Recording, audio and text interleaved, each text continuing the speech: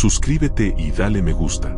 Soy un millonario, sobreviviendo a el apocalipsis. Nunca imaginé que el fin del mundo se sentiría tan silencioso. Siempre pensé en explosiones, sirenas y gritos masivos, pero lo que escuché aquella mañana fue el crujido seco de los huesos rompiéndose, un gemido gutural que no pertenecía a ningún ser humano y el eco distante de un motor abandonado todavía encendido. Mi nombre ya no importa, los millones que alguna vez me definieron tampoco. Antes de que todo esto comenzara, yo era uno de los hombres más ricos de México. Inversiones en hoteles, constructoras, bancos. Todo lo que el dinero puede comprar lo tenía. Casas en Polanco, un penthouse en Santa Fe, un jet privado esperando en Toluca. Pero en las primeras horas de la infección, todo eso se volvió polvo. La primera alerta llegó mientras bebía mi café en la terraza del departamento, en el piso 40. Un zumbido extraño recorrió la ciudad.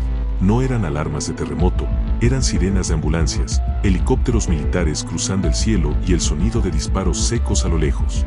Encendí la televisión, noticieros transmitiendo imágenes confusas, calles llenas de gente corriendo, cuerpos moviéndose de maneras imposibles. Luego, un reportero gritó, están mordiéndolos, se los están comiendo vivos. La señal se cortó en segundos.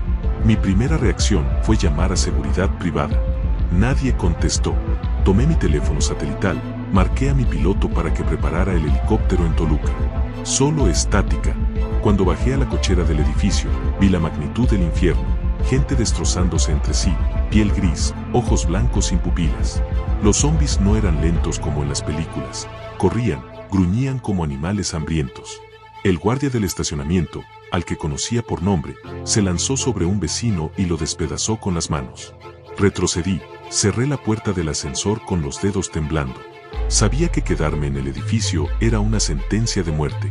Mi almacén de provisiones estaba en mi mansión en Interlomas. Armas, agua embotellada, generadores eléctricos, búnker subterráneo. Tenía que llegar allí, pero las calles ya eran un cementerio abierto. Salí en mi camioneta blindada, un SUV que me costó más que muchos departamentos en la ciudad. El blindaje resistió los primeros impactos, cuerpos lanzándose contra el parabrisas, cráneos estallando al golpear el acero. A cada kilómetro, las calles se volvían más caóticas, autos abandonados chocados, llamas saliendo de gasolineras, cadáveres arrastrándose con las piernas rotas. En Periférico, el tráfico era una muralla de chatarra. Tuve que abandonar la camioneta. Ahí empezó la verdadera pesadilla. Los gritos de los vivos eran peores que los de los muertos. Familias enteras corriendo, gente peleando por botellas de agua, alguien disparando al aire para dispersar a la multitud. Vi como un hombre mataba a otro por una mochila. El agua. En cuestión de horas, el agua se había vuelto más valiosa que el oro. Las tuberías colapsaron cuando la ciudad entera intentó abastecerse al mismo tiempo. En las tiendas de conveniencia no quedaba ni una sola botella. El único líquido eran charcos sucios en el asfalto, imposibles de beber. Fue en una de esas tiendas saqueadas donde encontré a los primeros sobrevivientes. 3 personas, una mujer con una escopeta recortada, un adolescente cubierto de sangre y un tipo robusto con mirada paranoica. Al principio apuntaron sus armas hacia mí. Supongo que mi ropa cara no ayudaba. Grité que no estaba infectado, que tenía recursos, un lugar seguro. La mujer, que se presentó como Julia, me permitió unirme a ellos, temporalmente. No confiaban en nadie, y yo tampoco confiaba en ellos. Salimos juntos hacia el norte, cruzando avenidas cubiertas de cuerpos. Las hordas no eran aleatorias, se movían como enjambres, atraídas por cualquier sonido. Bastaba un disparo mal hecho para condenar a todos. Caminábamos en silencio, conteniendo la respiración cada vez que un infectado pasaba cerca. Algunos eran lentos, tambaleantes, pero otros corrían a 4 patas, como si sus articulaciones se hubieran roto y reacomodado. Mutaciones, decía Julia en voz baja, como si la infección estuviera acelerando su evolución. En la colonia industrial Vallejo encontramos un convoy militar destruido. Ahí conseguí mi primera arma, un fusil de asalto A-15, cargadores esparcidos en el pavimento, casquillos calientes todavía humeando. También hallamos cajas de raciones, y lo más valioso, un bidón de agua sellado. Cuando lo cargamos, sentimos las miradas de otros sobrevivientes escondidos entre los edificios. Hambre, desesperación y odio. Nadie compartía nada. En ese nuevo mundo, el agua era poder. La primera noche fue la más larga de mi vida. Nos refugiamos en una oficina abandonada, barricadas improvisadas con escritorios y archivadores. Afuera, los zombies golpeaban las paredes, arañaban el vidrio, gruñían como jaurías rabiosas. El adolescente lloraba en silencio. Julia lo abrazaba sin mirarme. Yo sostenía el fusil con las manos temblorosas, esperando el momento en que todo colapsará. A medianoche, escuchamos disparos y luego gritos humanos. Otros sobrevivientes. Me asomé por la ventana, un grupo armado, al menos 10 hombres, arrastrando cadáveres, saqueando los cuerpos. No eran zombies. Eran peor. Su líder, un tipo con máscara de hockey, ordenó registrar el edificio. No había diferencia entre muertos y vivos para ellos, ambos eran recursos. Nos escondimos en los ductos de ventilación cuando entraron. El sonido de sus botas resonaba en el metal mientras discutían en voz baja sobre la base militar del norte, un supuesto refugio donde todo había comenzado. Era la primera vez que escuchaba sobre esa base. No sabíamos si era una salvación o una trampa. Pasamos el resto de la noche moviéndonos en silencio entre sombras, evitando zombies y humanos por igual. Cada esquina era una emboscada. Cada paso en falso podía significar la muerte. Cuando finalmente vimos el amanecer sobre la ciudad devastada, entendí que el dinero ya no valía nada. En este nuevo mundo, la única moneda era el agua, las balas y la voluntad de sobrevivir. El amanecer no trajo calma, solo reveló el verdadero alcance del infierno. Desde la azotea de la oficina vimos la ciudad arder, columnas de humo negro elevándose en todas direcciones, edificios derrumbados, helicópteros militares cayendo como cometas en llamas. Miles de zombies vagaban por las avenidas, algunos todavía en ropa de hospital, otros desnudos, cubiertos de sangre seca. Los sobrevivientes que quedaban se escondían en las sombras, cuchillos en mano, tan peligrosos como las criaturas que nos cazaban. Julia insistía en buscar la supuesta base militar al norte, en Tlalnepantla. Decían que era un refugio, pero lo poco que escuchamos la noche anterior sugería algo más siniestro. Ahí empezó todo. Tal vez encontraríamos respuestas, o el final definitivo. Avanzamos por insurgentes, esquivando autos volcados y charcos de sangre coagulada.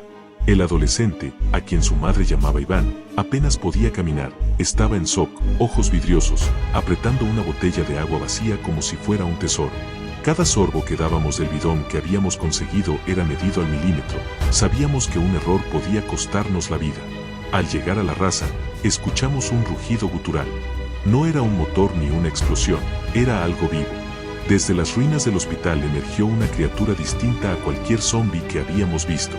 Medía casi 3 metros, piel desgarrada y músculos expuestos. En lugar de ojos tenía cavidades negras que goteaban un líquido viscoso. Su mandíbula se abría demasiado, como si no tuviera límites.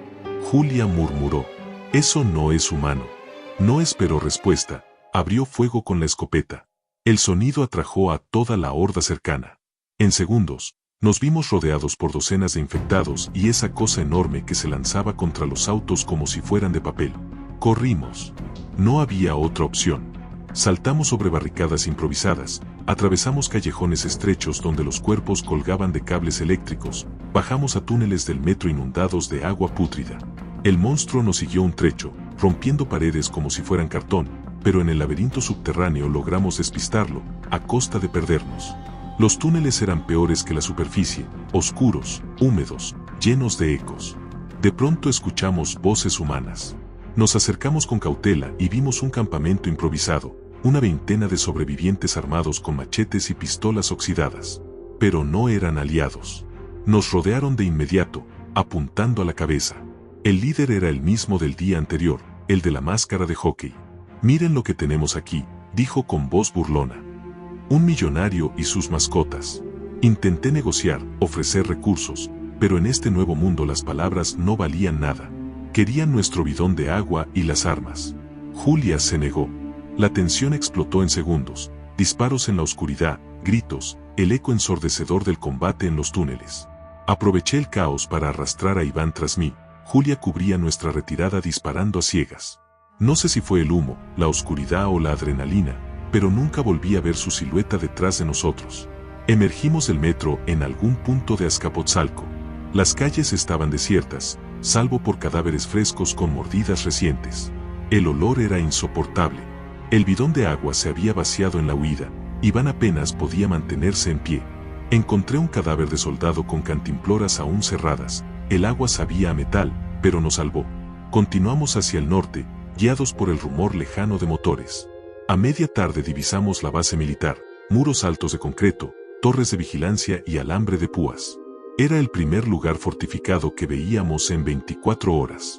Pero lo que nos heló la sangre no fue la seguridad, sino lo que había dentro. Desde la colina vimos camiones entrando y saliendo, cargados no de sobrevivientes, sino de cuerpos. Los arrojaban en fosas comunes y los rociaban con combustible. Entre ellos, algunos se movían todavía. No estaban ayudando a nadie. Estaban conteniendo algo. Nos acercamos por un costado, arrastrándonos entre arbustos. Los soldados no parecían normales. Movimientos mecánicos, rostros inexpresivos, ojos enrojecidos como si apenas contuvieran la infección. Era evidente, la base no solo contenía el brote, lo estaba creando. Al caer la noche logramos infiltrarnos por una grieta en la barda, arriesgando cada respiración. Adentro, descubrimos el horror, laboratorios improvisados llenos de cadáveres diseccionados, tanques de líquido verdoso donde flotaban cuerpos a medio mutar. Grabaciones en las paredes, Proyecto Alfa, fase 3 completada. La mutación es irreversible. Los militares no combatían el virus, lo estaban perfeccionando. Mientras explorábamos, una sirena resonó. Luces rojas parpadeando, puertas sellándose. Nos habían detectado. Soldados infectados, más rápidos y fuertes que cualquier zombi común, comenzaron a cazar en los pasillos. Disparé hasta vaciar el cargador, arrastrando a Iván hacia una sala de control. En el centro había un mapa, toda la Ciudad de México marcada en rojo, y más al norte, Monterrey, Guadalajara. El brote ya se había extendido. No había refugio. En ese momento, Iván cayó al suelo, convulsionando. Tenía una mordida en el brazo que no había visto antes. Su piel se volvió gris en segundos. Intenté detener la transformación, grité su nombre, pero sus ojos se pusieron blancos y su boca se abrió en un grito gutural. Tuve que hacerlo. Un solo disparo a la cabeza. El eco resonó en mi cráneo más que en el pasillo. Corrí sin rumbo, atravesando laboratorios en llamas, esquivando manos putrefactas que salían de celdas. Llegué al patio central donde un helicóptero se preparaba para despegar. No había soldados humanos, solo híbridos armados con rifles, mitad hombre mitad bestia. Me lancé al helicóptero mientras las balas silbaban alrededor. Lo encendí con lo poco que recordaba de mi piloto. Ascendí torpemente, viendo la base militar arder debajo, hordas saliendo por las puertas como hormigas. Desde el aire contemplé la ciudad. No quedaba nada. Solo ruinas, fuego y millones de muertos caminando. Pero entonces, a lo lejos, vi algo, una caravana de luces en movimiento, autos improvisados como fortaleza, una comunidad que se mantenía unida. Sobrevivientes. Humanos. No sé si encontraré ese grupo. No sé si hay futuro para mí o para el mundo. Pero mientras el helicóptero se aleja y el sol se oculta tras el humo, una cosa es segura, el dinero ya no importa. Solo importa seguir respirando un día más. Y yo, pienso hacerlo. Recuerda suscribirte y darle me gusta. Agradezco tu apoyo y que en paz descanses.